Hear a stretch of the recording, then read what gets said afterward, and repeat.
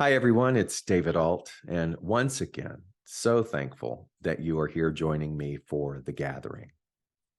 Let's say that you are a dog owner and you love your dog.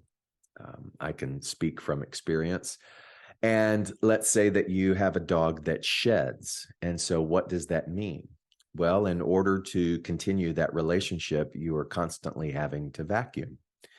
And if you presented that to a sterile conversation or a sterile equation, then the answer probably would be get rid of the dog. But it doesn't work that way because in that decision making, one does not take into account the emotion, the gifts of that unconditional reciprocity of love, the companionship, the wisdom, the heart opening repetitive experience that goes with inviting an animal into your life, into your home, into your family. And so it isn't as cut and dry as that.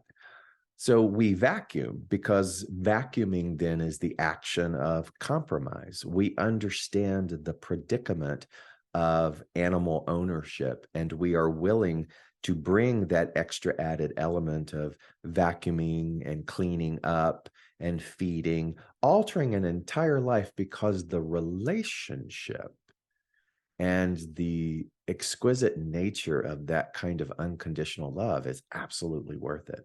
We do it too, even when we know that that love has a shelf life, that the presence of that animal is going to be very short compared to human life. And we're willing to go on the journey. We're willing to go on the journey of opening our hearts and loving, even though we know we have full exclusive exposure of the sorrowful nature, the tenderness, the bittersweetness of the shortness of that experience. We do it anyway, right? And so to look at that example as a, well, you just get rid of this and, case closed, is a perfect example of how we can't arrive at a definitive answer for these types of things. There are a list of examples like this. Like, well, okay, then why make the bed if I'm just going to get into the bed? And then that excludes all of the things that come with making the bed, whether it's a sort of discipline exercise, whether it's a visual exercise, all the varying things that come with creating order, some type of routine, each of those things building upon itself as it's a development of a skill, even though we're going to mess it up again. Of course, that makes me think of these amazing Buddhist monks who go around assembling these intricate and beautiful mandalas.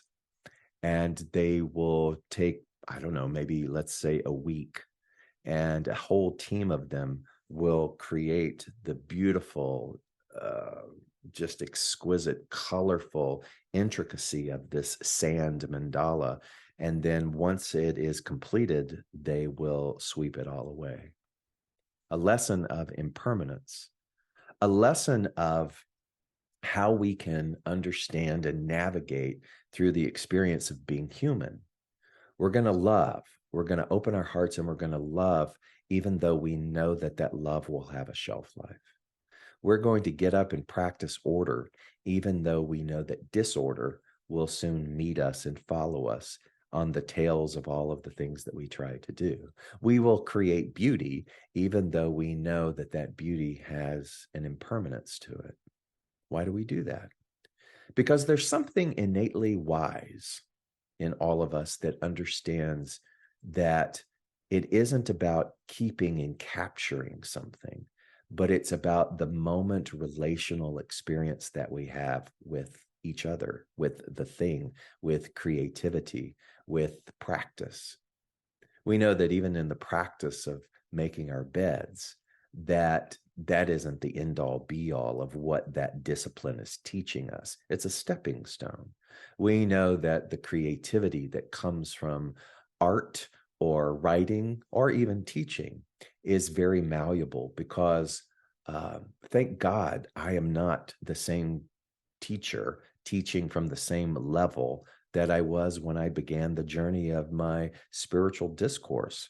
In fact, I'm kind of embarrassed when I go back and I listen to some of those things, because I think any teacher worth following is a teacher that is growing alongside those who they are teaching.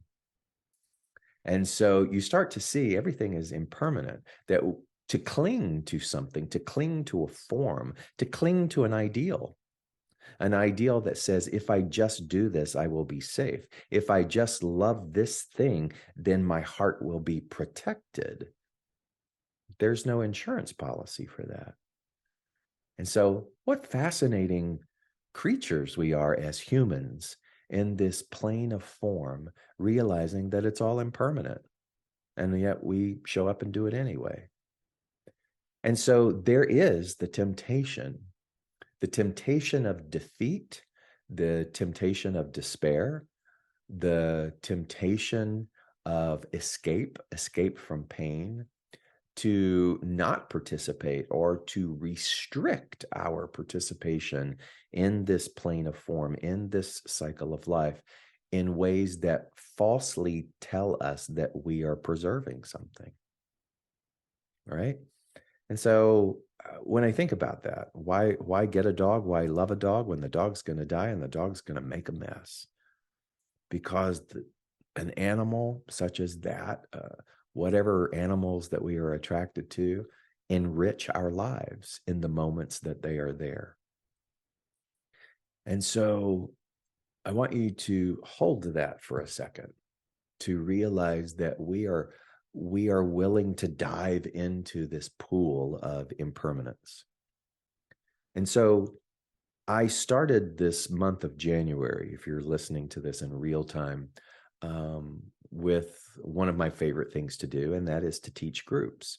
And I had a virtual class about, I called it, new canvas, new possibilities, taking advantage of the new year and inviting people to go on a journey with me that wasn't goal-oriented, but it was mostly about reestablishing what kind of person that we wanted to be.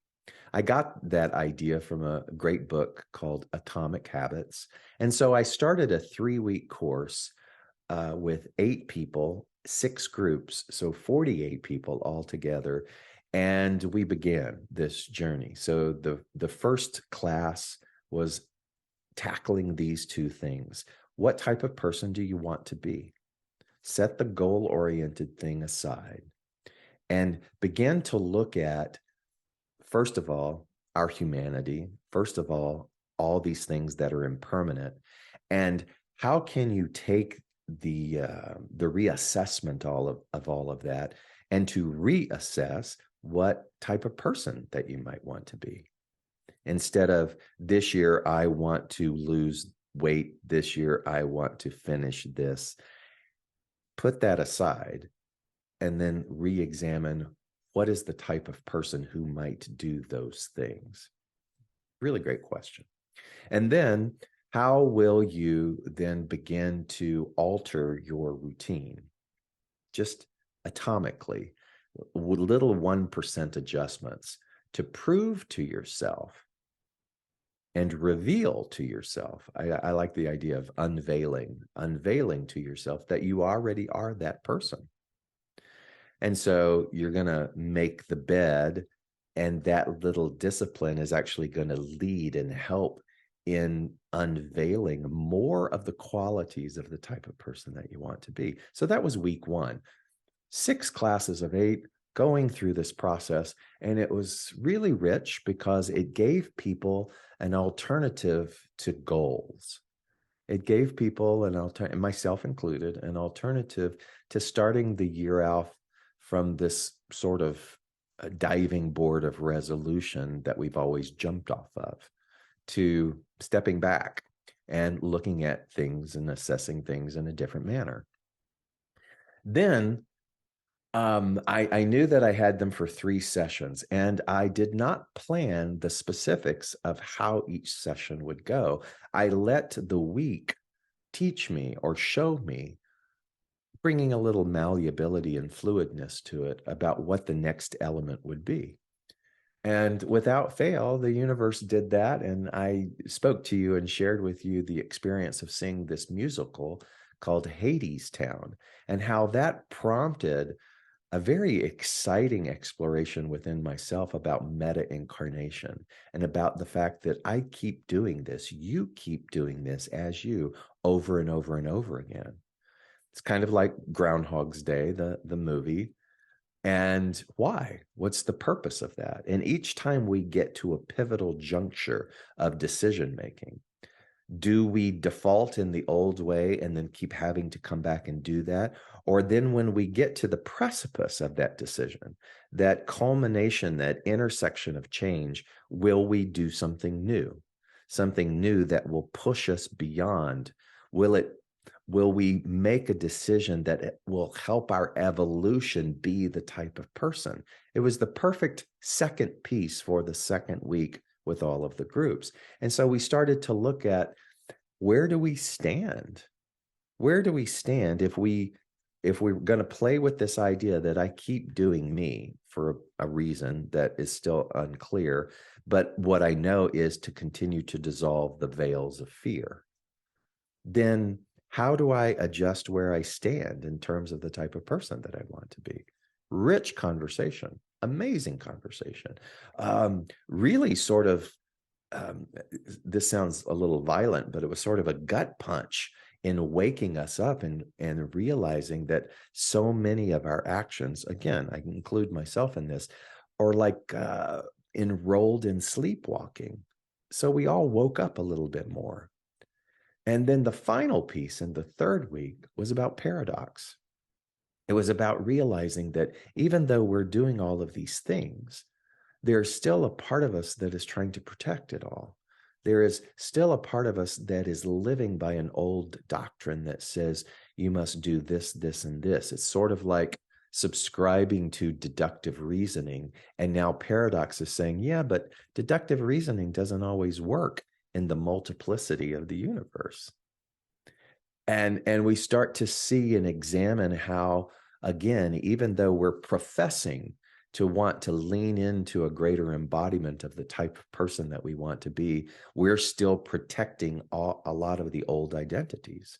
We're still running around in a sort of performative manner, begging people to see us and love us from an old paradigm, rather than realizing that the venturing into the mystery and the unknown it requires it requires an ability to let go in a way that we've never really fully sat with the understanding of letting go before.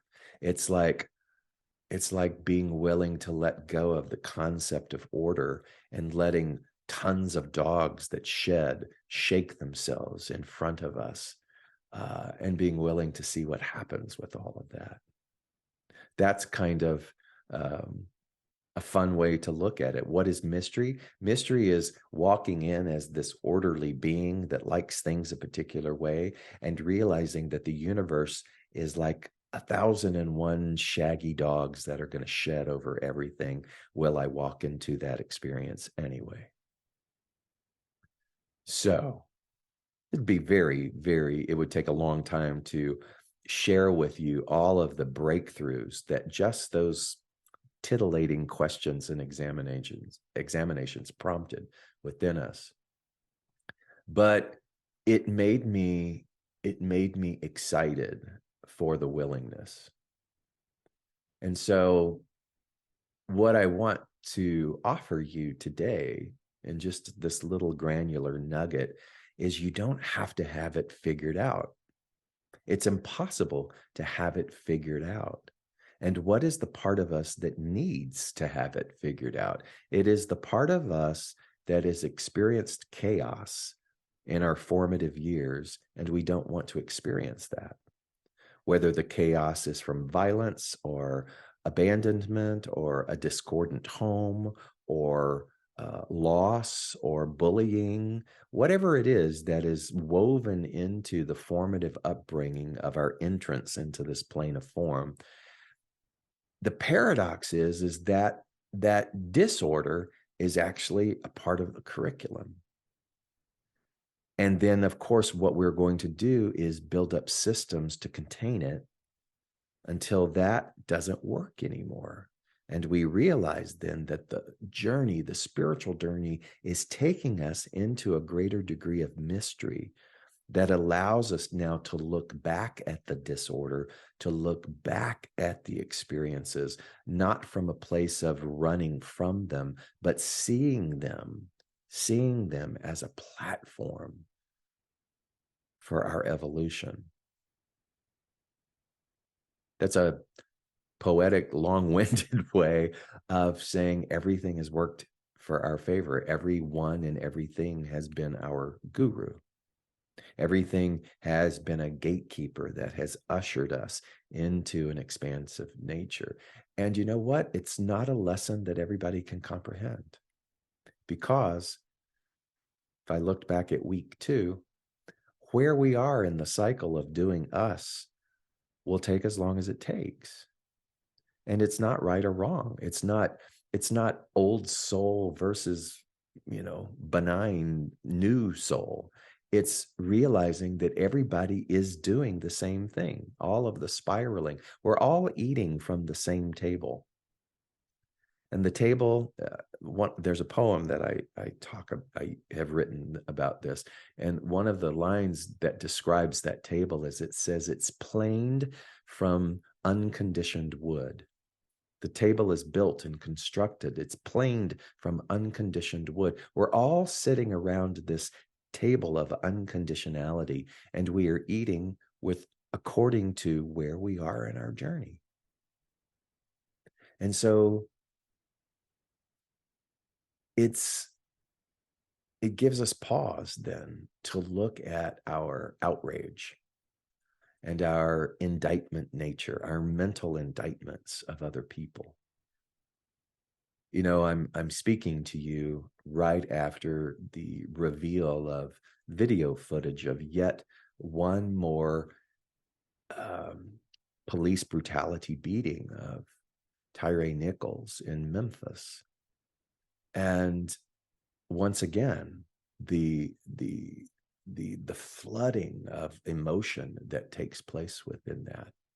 And I will speak from this incarnation as a white male, that I watch how other peers, other white-skinned people are all over the place with regards to their outrage and their mental and verbal indictments. And what I will say to that is, I find that I must include myself in any kind of energetic indictment. I must include myself in that so that I can begin to return, or to remember, I should say, that everything is a part of the one. And that it's very seductive to point fingers and say, you're not doing it right, you're asleep, you're privileged, you're this, you're that. And I'm not saying that none of those things are valid in this relative reality. But for me to really dive down into the unconditionality of the principle, I must include myself, even though I think that I'm the perfect ally, the perfect social justice side of the fence. I must never exclude myself from the universal indictment of forgetfulness. And so I posted a poem. I'm working on an anthology of poems, and it's a poem about professional warmth. It's about how I can maintain this distance from these horrors within the plane of form. But it reads as though it's an indictment of people who do that. And I don't like explaining poetry, because I think poetry as an art form leaves the interpretation to those who listen. But I posted this. I posted it because um, it felt very relevant to the situation, and it was interesting to see the responses and the messages that I got, the behind the scenes messages that I got, applauding me for scolding all of the people who didn't do it a certain way. And so I needed to break form a little bit and write these people and say, I just want to let you know that whatever interpretation of indictment that you saw in my poem is also an indictment that I include myself in. This isn't one more thing of us and them. Part of my poetry and the journey of my poetry, even though some of it appears quite dark, I include myself in that. Include myself in that. And so this whole journey is about willingness.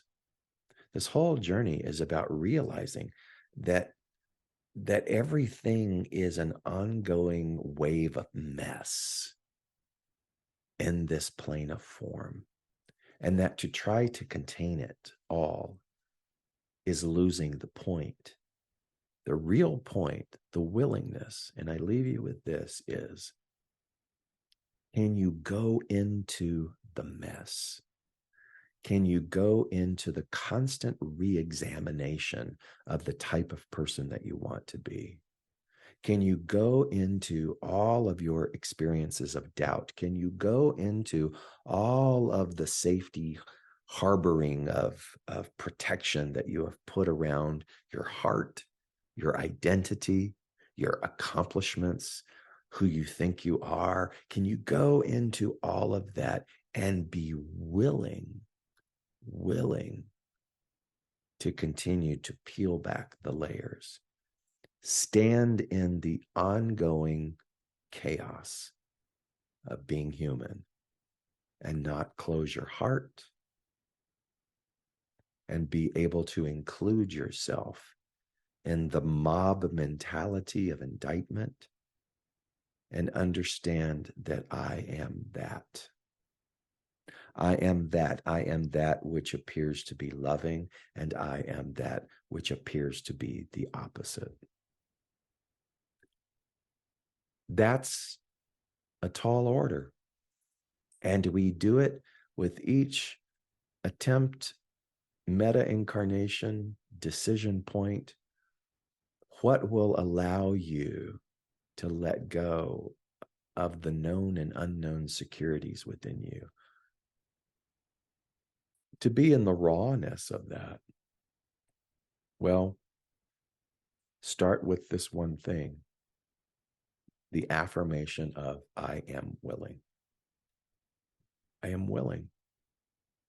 I'm willing to be available. I am willing to be open. I am willing to see beyond my human vision and my human biases. I am willing to see where I'm being performative. I'm willing to see where I'm looking for agreement. I am willing to see where I have locked myself into a positioning, to a title, to even a dream that might not be the appropriate end all be all of where my soul and this go around wants to take me. There's an old quote, I'm probably not going to get it right, but it's, I have to be able to give up the life that I planned in order to experience the life that awaits me. Probably not an exact quote, but you get the idea. I have to be willing. I have to be willing.